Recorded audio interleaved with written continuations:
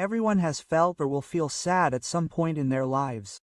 After all, bad things happen in our lives and around the world. But what about when the sadness just won't go away and gets in the way of our daily lives?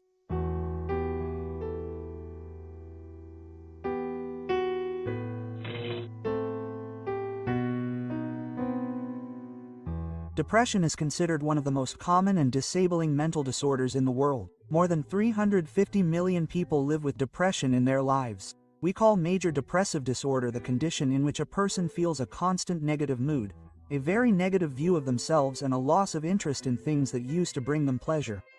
The person feels this way most of the time and for many weeks, months, or even longer.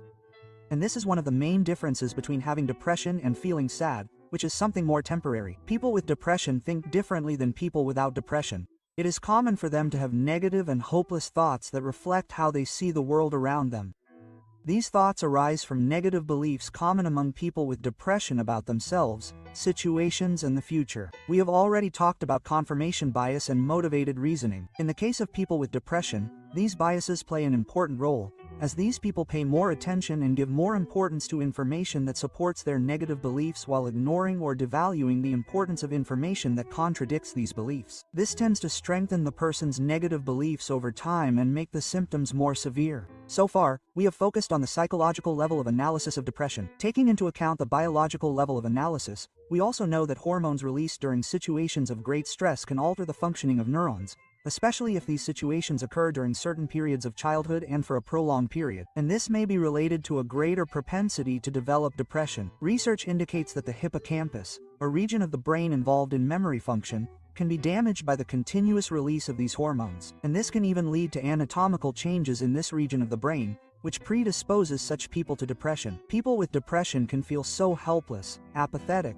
and hopeless about their lives that their relationships with others and their daily activities can be extremely compromised, leading to a greater propensity to isolate themselves socially and attempt suicide. In this sense, depression is a condition that affects not only the people experiencing the suffering, but also the entire context in which they live and the country's economy itself. For example, one of the biggest causes of absence from work is depression. Despite the knowledge we have about depression today and how dangerous this condition can be, it is still not taken seriously by many people. Many think that it is something controllable, temporary, or nothing too serious.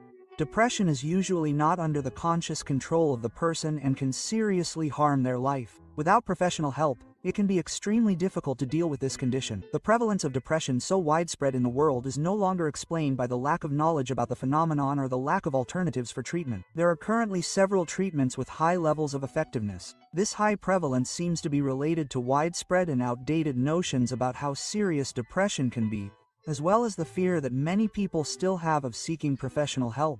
Here are some tips that can help people with depression.